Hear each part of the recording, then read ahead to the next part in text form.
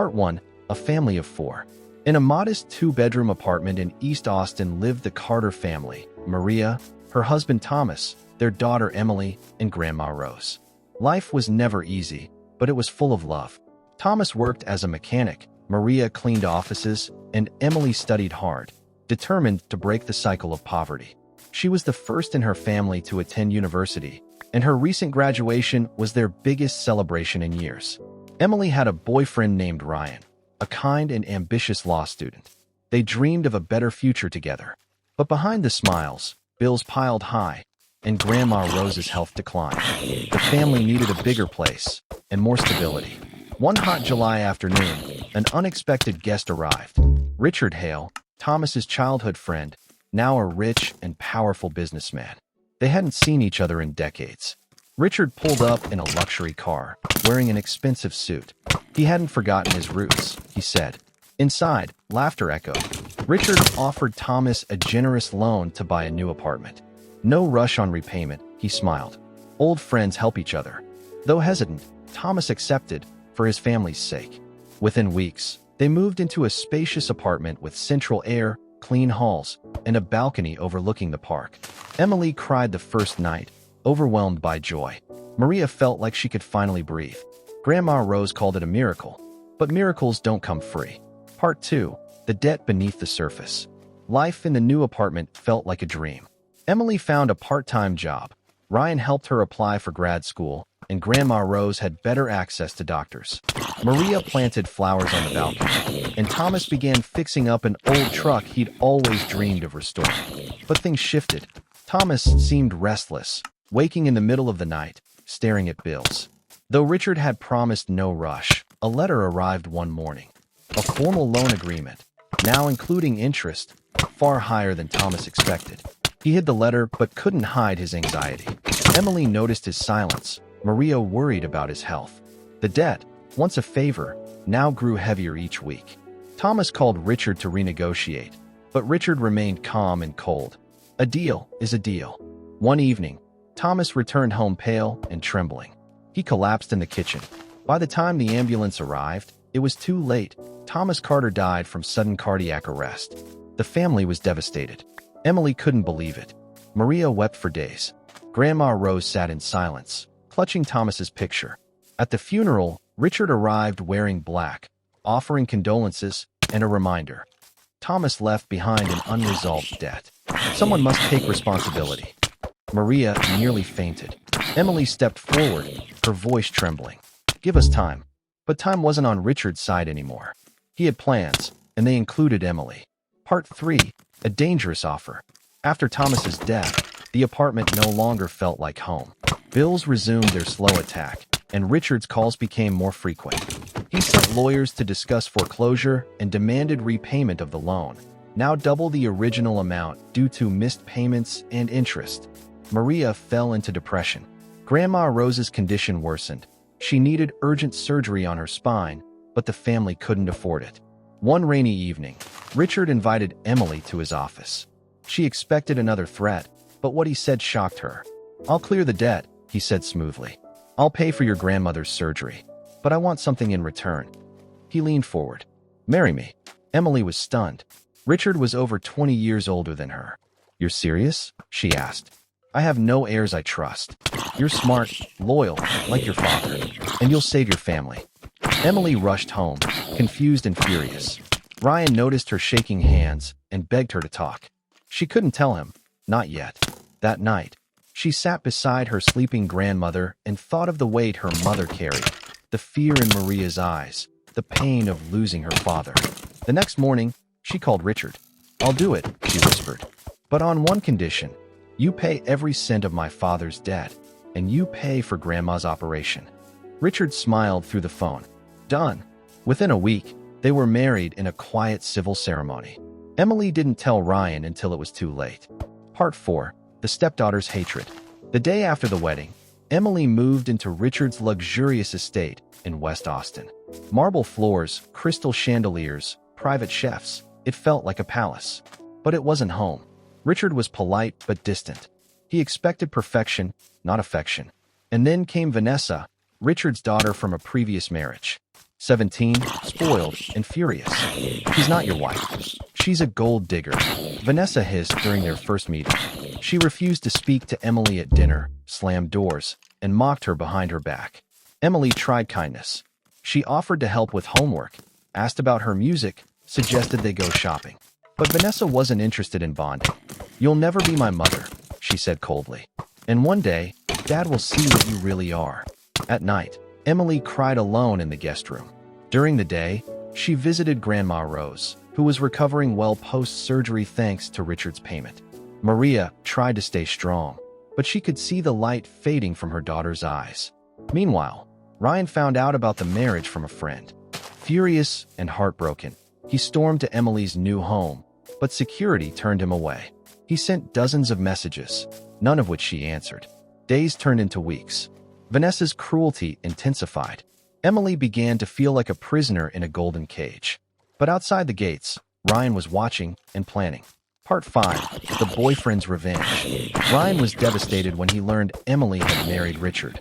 He couldn't believe she would betray him, unless she was forced.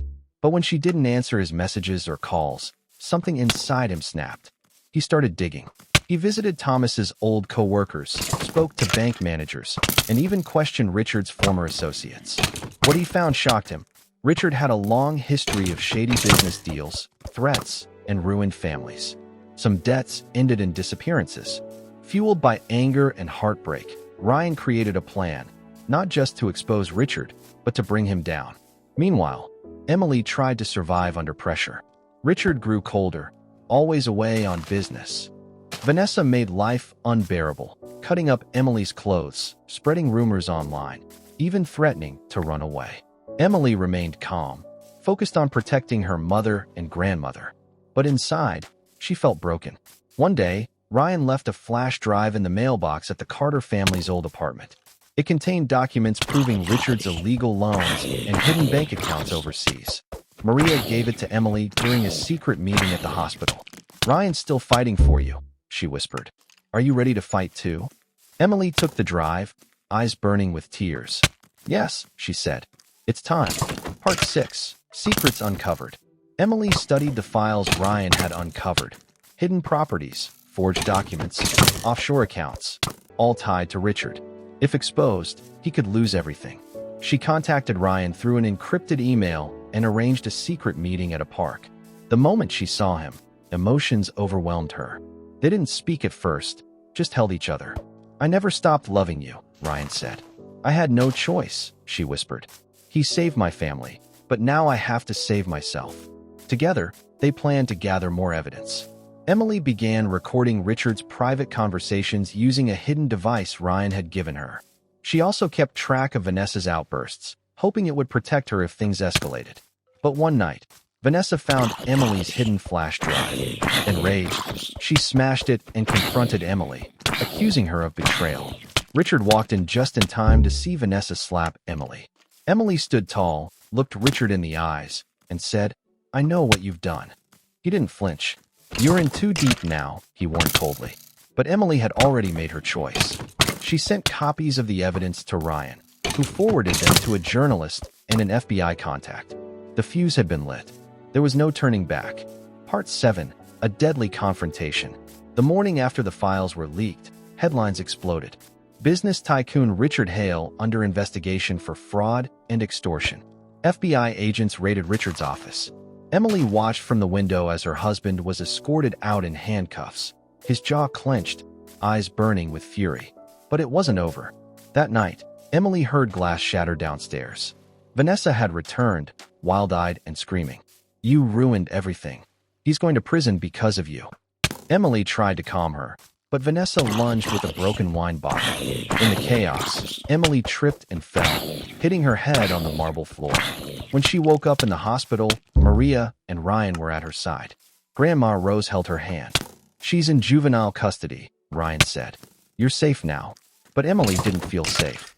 Something still haunted her. The moment just before blacking out, when she swore she heard Richard's voice whisper in her ear, "You'll regret this."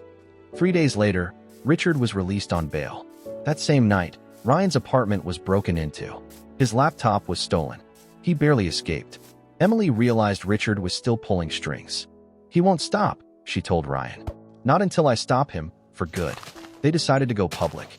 Emily agreed to a televised interview, sharing her story, her marriage, the threats, the abuse, the debt. The nation listened. But someone else was listening too, someone who now wanted her silenced. Part 8. The Assassination Attempt. The interview aired nationwide. Emily's courage made headlines.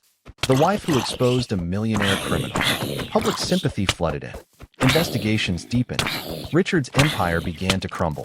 But Emily's fear grew. She received anonymous calls, just silence on the line. Once, she found her car tires slashed. Another time, a brick smashed through her window with a note, "Stop talking or die." Ryan wanted her to leave the city, but Emily refused. "If I run, he wins." One evening, after leaving the courthouse, Emily crossed the street toward her car. A black SUV sped toward her. She froze, headlights blinding. At the last second, Ryan tackled her to the ground. The vehicle disappeared into the night. The doctors said Emily had a fractured wrist. Ryan had bruised ribs. But they were alive. That night, the FBI assigned them temporary protection. Emily, Ryan, Maria, and Grandma Rose were relocated to a secure home. The agents confirmed what they suspected. Richard had paid someone to kill her. With that, the judge revoked Richard's bail. He was rearrested and placed under high-security custody. Vanessa, finally broken by her father's betrayal, agreed to testify. "I hated Emily," she told prosecutors, "but he used us all." For the first time in months, Emily exhaled. Justice was no longer a hope. It was approaching fast. Part 9. Trial and Truth. The courtroom buzzed with reporters and flashing cameras. Richard Hale, once a celebrated businessman, now sat in silence behind a wall of lawyers. Emily sat across from him, calm but trembling inside. The prosecution presented damning evidence. Fake contracts, hidden bank accounts, intimidation tactics. Vanessa testified against her own father, her voice shaking. "He lied to everyone, including me." Emily took the stand next. She told her story in full, how her father trusted Richard, how desperation led to her marriage, how she endured manipulation, threats, and betrayal. The jury listened in stunned silence. The defense tried to paint Emily as a greedy opportunist. But Ryan stood and testified too, backing every part of her story with dates, files, and character witnesses. When the trial ended, the courtroom fell silent. The jury returned quickly, guilty on all counts. Richard was sentenced to 30 years in federal prison. Tears streamed down Maria's cheeks. Grandma Rose whispered, "He's gone, baby. It's over."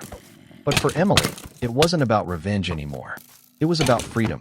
She walked out of the courthouse into the bright sun, holding Ryan's hand.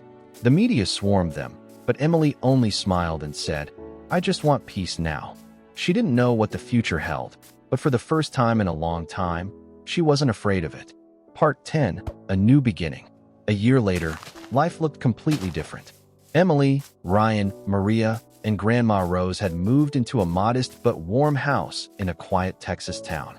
No more marble floors or luxury cars, just peace, love, and fresh beginnings. Vanessa, now in therapy, occasionally wrote letters to Emily. At first, Emily didn't answer, but over time, her heart softened. Pain had shaped them both, and forgiveness was part of healing. Emily enrolled in law school, inspired by the courtroom battle that changed her life. She wanted to help other women escape the traps of power and control. Ryan opened a small tech company. They weren't rich, but they were building something real together. One sunny afternoon, surrounded by family and close friends, Ryan knelt on one knee under the old oak tree in their yard. "Emily Carter," he said, "after everything we've survived, will you marry me?" Tears filled her eyes. "Yes," she whispered. 1,000 times yes. They married in the same backyard, with Grandma Rose in her favorite chair, Maria smiling through happy tears, and Vanessa, invited by Emily, standing quietly in the back, holding a white rose. Life would never be perfect. Scars remained. But from pain had grown strength, and from betrayal, love. And this time, it was forever.